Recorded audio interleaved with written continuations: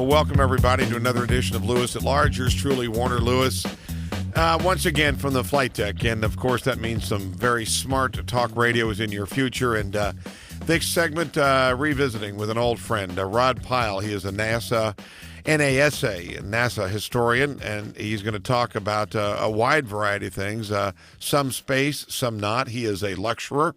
He's an adjunct professor at the University of La Verne and a lecturer with the NASA Johnson Space Center.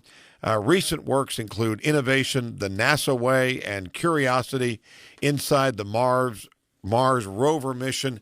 He also produces documentaries, television commercials, infomercials, not too sure about that. But anyway, a man of many talents, and we might even talk about what he did or may have for lunch today. Rod, how are you, my friend? I'm good, and I haven't done an infomercial in 20 years, thank God. But you've done them. Tell us about the first one you did. It was a long time ago, and they had this computer pointer that didn't have a wire. It was remote controlled. It looked like a phaser, and you pointed it at the computer screen, and it would move the mouse around, and we all thought that was just simply astonishing. Almost as astonishing as the game of Pong, probably. Well, it was right about the same level, and I think I wrote something about it being based on secret Israeli military technology, but I'm ashamed to say that wasn't the case. Well, let's get somewhat serious here. Again, your work and communicating about the work that the National Aeronautics and Space Administration has done is well documented. But share with us, if you would, a little bit in this era. Where is our space program? Where is it from where it was even 10 years ago? And what's the future look like in general to you? How much time you got? That's a fantastic question. It's one we've been talking about a lot. I was up at JPL for the EFT-1 mission, which was week before Orion mission. And, it was a very schizophrenic experience for a lot of us, especially of a certain age range, because it is, of course, reminiscent of the 60s. We're back to looking at these cone-shaped capsules. And this mission was very much like Apollo 4. It was a test of the systems during ascent and orbit and reentry. And it was an interesting flight profile because it orbited Earth once, then reignited the booster, went up to about 3,600 miles so that it could come back at high rates of speed, which is exactly what Apollo 4 did. So some people would look at that and go, well, gee, we've done that before. But the truth of it is, whenever you have a new system, you have to do these kind of tests. And we're returning to a proven design after working with the shuttle for 30-plus years. And we needed to know that it would work the way it was anticipated. So the mission, as you know, was very successful. The problem is, when you look back at the Apollo years, we were using 10 times the funding we're using now, and we were flying these missions about every 8 to 10 weeks. We don't have another mission planned for Orion until the Super Booster's ready, the SLS, in probably 2018 at this point, and they won't put people in it until 2022, 2023. So the pace is greatly slowed. Partly that's a reflection of lowered funding, and partly it's just that NASA's got a much larger set of commitments than it had back in those days because they're doing so many missions. And partly it's that we really don't seem to have a firm handle on where we want to go. Rod, how much of this is there's undoubtedly lots and lots and lots of politics behind the scenes here, but how much of it, what if, and this isn't designed to be a criticism in any way, just an observation, if NASA has lobbying, therefore executive directors, those in leadership positions that are pounding, and telling the story, and all the wonderful offshoots that come as a result of this program, does that help it, or is it just right now, are we in such a political or economic climate that's just not right now a priority in anybody's eyes? Well, it's interesting you say the word lobbying, because the manufacturers and the aerospace guys get to do that, and SpaceX gets to do that, and various political action committees get to do that. NASA doesn't really get. That's not part of the deal. They do get to tell their story when they have a chance to Congress, but the Hill is sharply divided. There's people that want to go back to the moon and stop messing around. There's a contingent that wants to do this asteroid redirect mission, which is what the Obama administration created when they canceled Constellation, and with some valid reasoning, but it's not getting anybody very excited. And then there's a cadre that wants to go straight to Mars, which is probably biting off a little more than we can chew in our current budgetary state. So, it's a tough call. They don't get to tell their story very well, which is why people like me can make a living trying to do it for them. And it's a great story, and I think the country just needs to make up its mind, A, that we want to do this, and B, that we want to commit to it, not like we did in the 60s, because that was a very different time. We were in this non-shooting war with the Soviet Union, and Kennedy was unfortunately assassinated after starting this program, and it became a political hot potato that nobody would touch in terms of shutting it down. We're not in that situation anymore, so it's going to take a little more willpower to decide this is just something that we must do. But there's a lot of good reasons, and I think what most of them are, to pursue this. I'm wondering if part of me, though, sees some irony here that at a time where technology obviously is as advanced as we have ever been, computers, their size, their knowledge, their ability to think, on and on and on, and logic would tell you that that would be a gigantic part of a space exploration that we don't seem to be taking advantage of. Am I missing something here big on that? Willpower and funding. We flew to the moon and back on computers that were running at about 36K and 1 megahertz of speed. I mean, when you compare that to what we have today, it's barely enough to power your toaster. Right. And yet we did it. And I was just rereading Gene Kranz's excellent book, Failure is Not an Option, talking about all this. Sometimes I have to pinch myself to believe that we actually did all this, decades ago, and we did and it with we're struggling to do it again. Right, and someone said a couple of weeks ago, now that you bring that up, Rod, we did this with people on electric typewriters. They were and teletypes. Right, absolutely. Well, okay. Well, so let's get so therefore, Rod, what's the idea? If I'm not going to the moon, if I'm not going to a specific destination, what then is my value? And this isn't questioning, but just overall, what's my mission statement, and what do I wake up every morning then thinking about? Well, I think, in terms of the broader program, where we're headed, and we hope this is the case, is the companies like SpaceX and Lockheed, who are doing wonderful things and making great strides, especially SpaceX. I mean, this guy is just... He's out of his mind. He's fantastic. He's doing great things. Elon Musk are going to take over commuting back and forth to orbit, which is a good thing for private industry to do because it'll probably be more cost-effective, certainly more cost-effective than the shuttle by probably a factor of 10. And then leave NASA the chore of taking people beyond Earth orbit. Now, we've got this very robust unmanned program, as you know, with the Curiosity rover on Mars, the Cassini out near Saturn. We got the Pluto mission coming up very soon. So our telepresence in space is still quite good and is going to remain good. It's the question about putting people out there, which is so much more expensive, difficult, and time-consuming. And again, I think it's just a matter of resolve. It's really a matter of resolve. We have to let the private players, which we need to fund, do the support work for the space station and for orbital space, and then we need to start deciding, getting really serious about where we're going to send the astronauts. What, again, before we go any further, again, we're talking one of our favorites here. His name's Rod Pyle. He is a NASA historian. Done a lot more than that, though. He's written several books and produced numerous documentaries for History Channel, Discovery Communications, et cetera, including Modern Marvels. For the space program, he's also a professor at the University of Laverne and lecturer with the NASA Johnson Space Center. He is all things space, and is there probably in some way, shape, or form the NASA's unofficial mouthpiece, whether he likes that or not. But well, there's a lot of us doing that job. Thank God it's not just mine. Indeed. What about? Let's touch on this. Talk to us about the state juxtaposed to NASA. Talk to us the state of private spacecraft or private space exploration. Well, there's a number of players in that arena, and there's three broad areas. There's launches of unmanned spacecraft, satellites and so forth, scientific payloads mostly, some commercial. Then there's the suborbital industry, which is Virgin Galactic and X-Corp and companies of that nature. And then there's Orbital, which we were just talking about, to SpaceX, Lockheed, and eventually Sierra Nevada with their mini shuttle. So that's kind of the state of affairs as it is right now. There's a lot of other players. There's Moon Express, which is building lunar landing robots to eventually go extract precious metals and water, ice, and so forth from the moon. There's other companies doing that with the asteroids. So the private industry is really, really very engaged. It's just a question of how much in terms of investment capital and how soon they can start recognizing some returns. You know, they've got this very codependent relationship with NASA.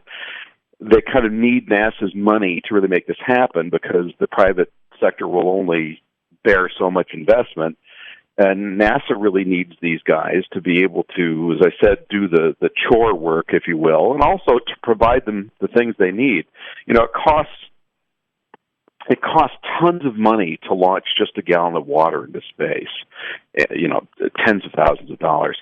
And astronauts consume a lot of water, they consume a lot of oxygen, they consume food, all kinds of things. But if you can find water ice on the moon or a passing asteroid, it's free. All you have to do is go out and get it. It's already outside the Earth's gravitational well, and now you can use this to drink and to create breathing oxygen and do all kinds of other things. So that's really, I think, where a lot of private industry is headed, just supporting the orbital endeavors and then going out and finding these resources we need to move on. Does that do anything for you, or is it, and this isn't meant to be critical of them at all, but does it feel small potatoes to you compared to NASA? No, it feels like a natural evolution. And you know, let's remember that NASA doesn't build much. Almost everything they do is sending money out to Boeing, Lockheed, in the past, North American, Grumman, these other companies. Even JPL hires out probably 70 to 80% of their spacecraft fabrication. They build the rovers in-house, but the landers and the orbiters are built by outside contractors. So it's really just these companies and some new ones that have been doing this already saying, okay, we're going to use risk capital instead of waiting for the government contracts to come along because, frankly, there aren't that many of them. So it's just kind of a natural outgrowth of where it's been, I think. And I think a lot of it's really, really terribly exciting. It is going to be interesting, you know, to watch SpaceX and Elon Musk. He just unveiled his second-generation Dragon capsule here a few months back down in Hawthorne. A bunch of us went down there to watch that.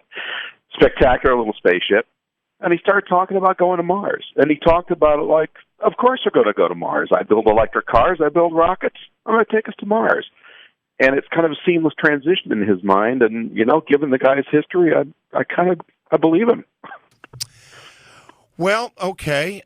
What about, when we think about space, what in the last, let's just say, since 2010, what has happened to you, or has anything happened from your perspective that was a tremendous surprise to you in terms of a discovery, either technologically or what they found out there? And has anything not happened that you thought would have happened by now? That's a big, broad question, but again, I know it almost feels year by year anymore with the space program. Yeah, I was hoping Orion would move along faster than it is, and that the SLS, now that we're committed to building this, you know, second generation Saturn V, would move along faster. So that's a bit of a disappointment. But on the other hand, as I said, SpaceX has been moving ahead very aggressively and very quickly. Lots of successes there. And the Mars program is doing great. You know, Curiosity a few months ago reached the base of the mountain at the center of the crater that it's in, Gale Crater, and it started to move up into the foothills. And it seems every few months they discover something new. They basically had that mission wrapped up in the first 6 months after it landed in 2012, when they did that first drilling and said, yep, Mars used to be a habitable environment. It used to be a verdant place. Long before Earth was able to settle down and start supporting life forms, Mars could, we think. So the question is, A, will we find them, the fossils of them, and B, will we find anything currently existing there? That's for the Mars 2020 mission to go find out.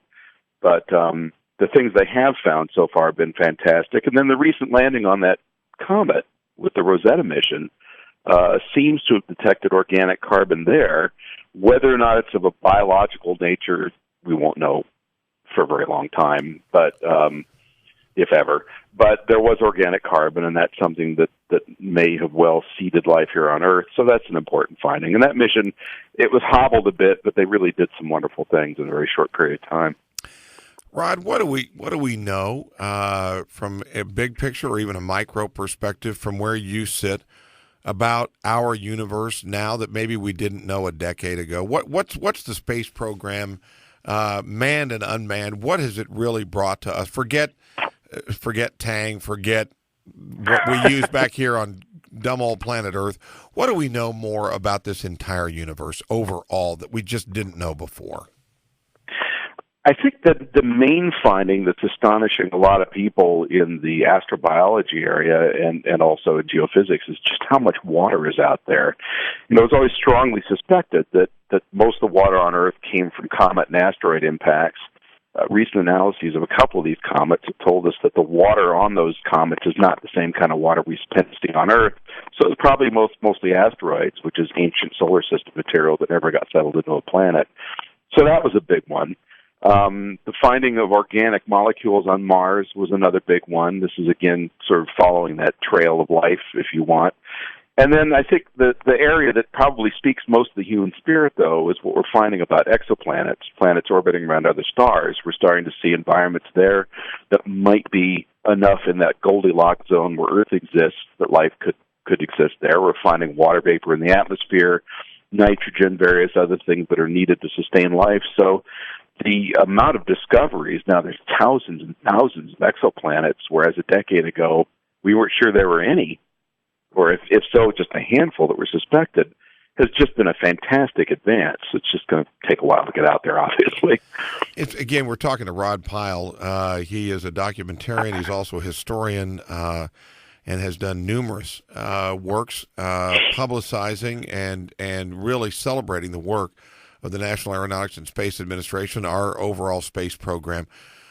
Rod, is it?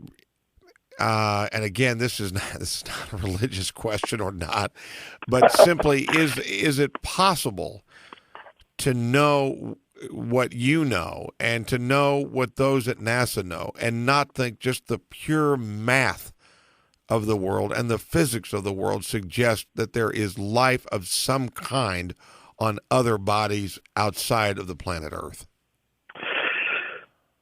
Whether it's an amoeba crawling around or highly advanced whatever, right. They may not be watching again Who's Company or Three's Company on television, but they exist. There's such a thing as the definition of life, as we call it, exists somewhere. Well, when you look at the numbers, it's pretty hard to believe that it doesn't, because the universe is such a large place, and when you're talking about trillions of stars and likely nearly that number of planets and many of them habitable, how can that not happen? But there's this thing called the Fermi paradox, which basically says, where the hell is everybody? You know, we've been sending I Love Lucy reruns out into space for 60, 70 years now, so if you're within 60 or 70 light years of Earth, unfortunately, what you're learning about Earth culture is from I Love Lucy reruns and other things. They wanted Beverly Hillbillies instead. Yeah, they're probably that, and then the old, Batman radio serials and so forth, so God knows what they think of us. The question is, why aren't we hearing that from other places? Do they operate on other technologies, or are they just not there? There has been postulation in the last 5 to 10 years that dark matter may have something to do with it erupting this, and that may be what's shutting down the sort of interstellar communications network that we'd love to be a part of, but nobody really knows the truth. So I think if you ask people for a gut level feeling, I was talking to the chief astronomer at SETI the other day, and he was, he's basically of the mind, of course there's life out there. It's just a question of how long. So it's a matter of how long it's going to take to find it and how we're going to find it. And I think what really would benefit that, of course, is being able to set up a large radio telescope, a listening post on the far side of the moon, where it's insulated from all of the garbage that's happening in the Earth's atmosphere in terms of radio waves and so forth, and really just start looking around, listening in. And if there's something out there, we're likely to find it. And that has to be done from a stationary environment versus something floating around out in space? Well, it could be, but it could be in orbit, but you want a point where it's stable because the moon casts a very nice shadow from all the radio interference from Earth. If you're in orbit around the Earth, you can shield yourself a little bit, but you still got all that electromagnetic stuff going on. So really the backside of the moon seems to be the ideal place. Or there's an area called the Lagrange point, which is beyond the moon. There's also one between us and the moon, which are these places where you can place a body and it will stay in that spot. But if you're going to do that, why not just build it on the moon's surface so you've got something big and solid you can use to work with? Is the idea of, as they say, looking for life somewhere in some form, is that too vague for NASA to undertake as a specific project, and are they more destination bound? I think they're more hard science bound. The problem with projects like SETI, this is a search for extraterrestrial intelligence, these massive arrays of radio dishes scanning the stars for signals, is that, how do you quantify the results? There were a couple of times they thought they found something that might have been artificially created in nature, but it's very hard to prove, and they probably weren't. They're probably some kind of anomaly. It's just a weird signal. So NASA really needs things that it can sell to Congress in a nutshell, and in some way the American people. So when you say, okay, we're going to Mars to learn about the possible pathways to life, planetary evolution, the future of the evolution of the planet Earth, what the geochemistry and geology is and so forth. These are things you can measure and get results back right away. They've been very careful, by the way, to note that Curiosity, the current big rover up there, is not a life science mission per se. It is an astrobiology mission, meaning that it can look at the isotopic numbers of these different forms of carbon and so forth and try and get some idea what their origins might be. It can search for methane, which could be biologically produced if they find it, but it can't really find cellular or microorganisms sort of life. That's something that will wait for the next generation of rover.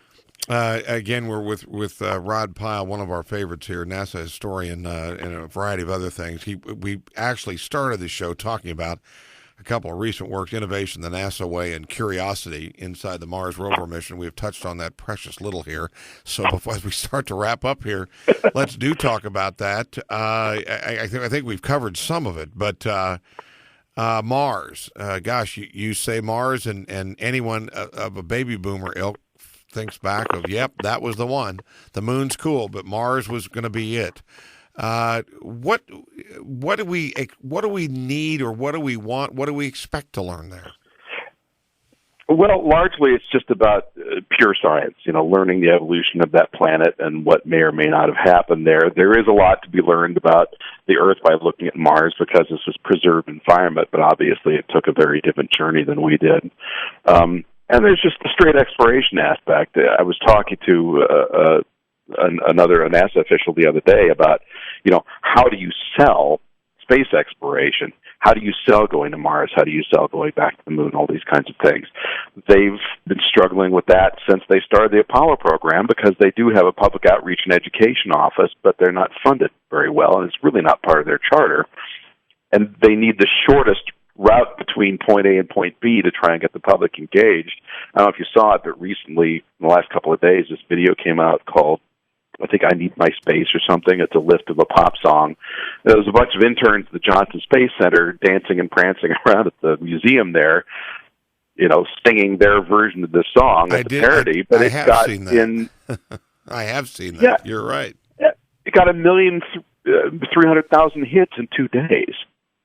So does it really sell NASA's science mission? I don't know. But you got to look at NASA and say, this is one of the coolest brands other than Coca-Cola history has ever seen. It's just a question of how you market it to the American public.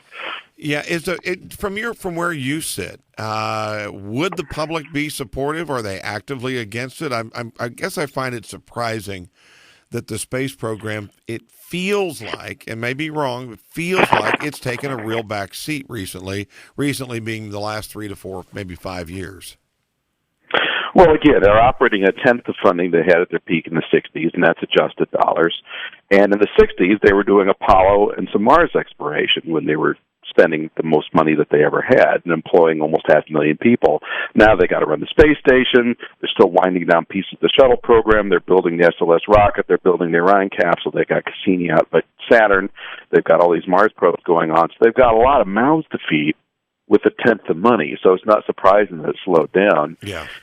On the other hand, you're dealing with a public which is informed by this really saturated, broad, ubiquitous media machine. It's not just the handful of networks anymore that were there when I was a kid. You got your news from CBS, NBC, ABC, or an independent. Now there's, literally hundreds of thousands of sources out there. So it's a much harder message to kind of get a hold of and grapple, and you can't control it like they did in the past. So you really need someone to energize people. The last poll I read had about 50% of the American public not sure if NASA was still in operation. Yeah. I kid you not. Yeah. And not knowing if we had a space station or what it did. Some Right. people had this vague idea that it had crashed, thinking back to Skylab. So there's just not a lot of awareness, and as you pointed out, not tons of excitement. That said, every time there's a thing like the Curiosity landing or this Orion mission we just had, the servers at NASA crash and the video feeds get interrupted because so many people want in on it. So there is a big audience out there. We just have to get them to vote the right way. Okay, one last thing real quickly. We're talking about the American space program. Look around the world. Who is left in the world that cares about space?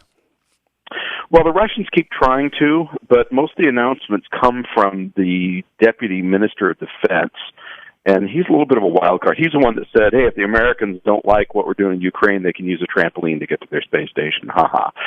So he likes to talk about moon bases and all this kind of thing. When you actually talk to the Russian Space Agency, they say, we talk about this stuff. We've got plans on paper. We're not building anything, so don't quote us on that.